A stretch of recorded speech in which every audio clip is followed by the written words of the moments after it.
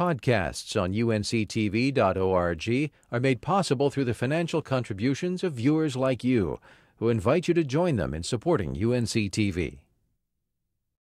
50 years ago this month, more than 400 black and white Americans participated in the Freedom Rides, a nonviolent journey by bus and train through the segregated Deep South that was met by violence on many occasions. Dr. Raymond Arsenault is the author of Freedom Riders, 1961 and the Struggle for Racial Justice. That inspired a PBS documentary. Dr. Arsenault was in Greensboro recently and talked with us about his book and the new documentary. Dr. Raymond Arsenault, thank you so very much for joining us here at the International Civil Rights Museum in Greensboro. My pleasure. Now, you are the author of Freedom Riders 1961 and the Struggle for Racial Justice. What led you to write this type of book? Well, I think I'd wanted to write the book for many years. It's a story that had intrigued me, a story that somehow other historians had avoided. It was part of the long prelude to the major sort of moments of the mid-1960s, but it didn't really get its own play or its own emphasis. And I'd been fascinated with it since I was a teenager, really. I was a transplanted New Englander living in the South, growing up in the South, and became a research assistant as an undergraduate for a man who had been involved in the civil rights struggle. And that opened up a kind of world to me that fascinated me about what had happened in Alabama in the 1950s and 1960s, and particularly the Freedom Rides. You had to do a lot of research in order to publish the book. In your research, did you find anything that really surprised you? Well, I found a lot of things that surprised me. I think the story is much more complicated than I ever could have imagined at the beginning. Like a lot of people, I knew about the original 13 riders, the core riders that left on May 4th, 1961. I only had a vague sense of the other 423. I think if I'd known there were so many Freedom Riders, I'm not sure I would have had the courage to get on the bus, so to speak, to do this study. But I think I was struck by the consistency and the depth of moral and physical courage that the Freedom Riders displayed. That it wasn't a classically, charismatically led movement where people were taking instructions from leaders. They were reaching down inside themselves, standing up at the critical moment, saying that they were not going to pass off their responsibility to anyone else, to the next generation. They were willing to put their bodies on the line to advance the civil rights agenda. And they were demanding freedom now, not freedom later. And they all had that. They had a deep sense of commitment that I suppose I knew about intellectually before I started the research, but when I encountered it over and over again, I was really awestruck by the story as it unfolded. You had the opportunity to talk with some of the Freedom Riders. What was the mentality, especially the idea of going out on a bus knowing that danger lied ahead? What was the mentality? Well, they were fearless, I'd say. I mean, not that they weren't afraid sometimes, but fearless in the sense that they weren't afraid to commit everything to what they were doing. I think there was a certain amount of desperation. I mean, the Kennedy administration in its early weeks was just ignoring civil rights. They were all about the Cold War, and they had to do something desperate. And even though their civil rights elders, most of the leaders of the national civil rights organizations, were telling them not to do this, that this was crazy, it might even be suicidal, I think they somehow had the inner strength and wisdom to know that someone had to force the issue. Someone had to say, we're tired of waiting.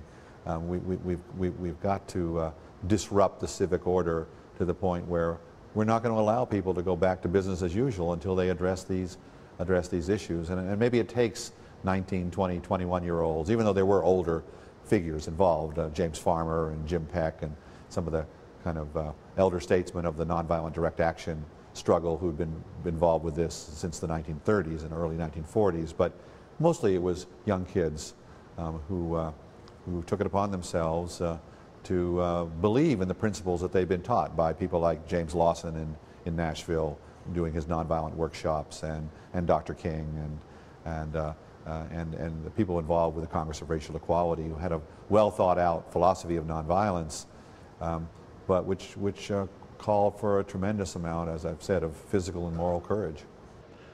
The basis of your book has led to a PBS documentary on the Freedom Riders. Twofold question. What was your reaction when you found out that this was going to happen, and how much involvement have you had in the actual documentary? Well, I was thrilled, as any historian would be, that they were going to make a PBS American Experience documentary based on my book. That's a dream for any historian. You know, the average academic book sells a few hundred, maybe a couple thousand copies, and the idea of reaching a broader audience, particularly with a story this important, was a dream come true. And I worked very closely with Stanley Nelson and with the American Experience staff for more than 2 years. Almost daily I was in contact with them,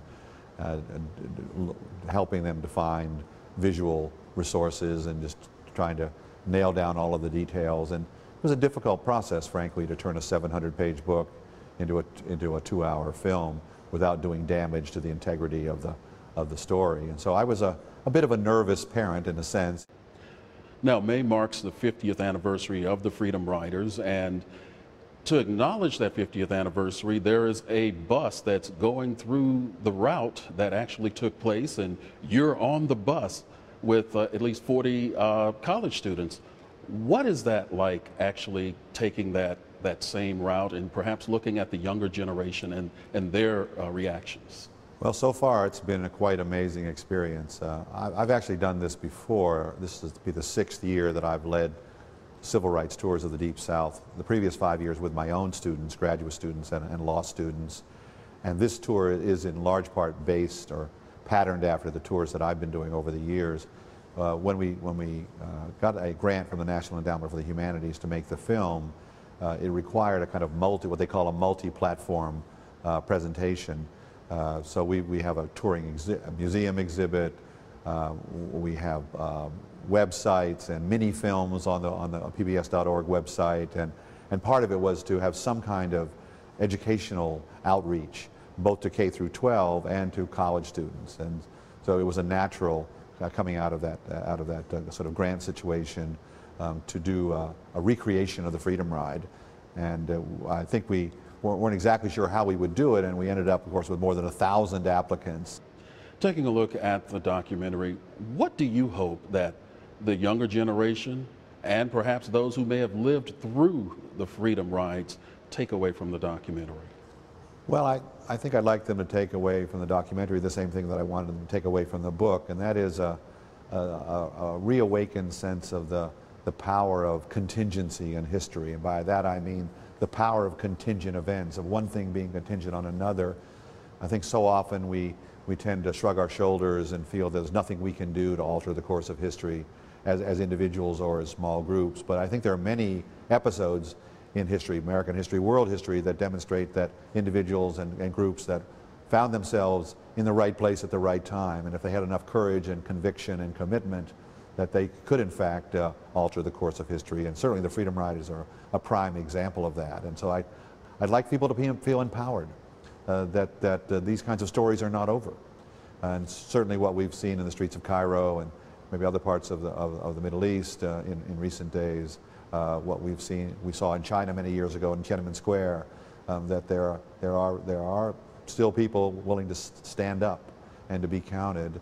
And I think the Freedom Rides, I've seen so many reactions to the people who've already seen the film or people who've written me after reading my book, that it can be a transformative experience to get an understanding of the kinds of episodes like the Freedom Rides that changed not only the history of the civil rights movement, but the history of American democracy. I mean, it expanded sort of the realm of the possible in American democratic life, kind of redefined citizenship, that ordinary people can take it upon themselves, even if they don't have an enormous amount of resources or institutional support, that if they're committed enough and clear thinking enough and nonviolent and willing to become engaged in a dialogue, that they can do amazing things.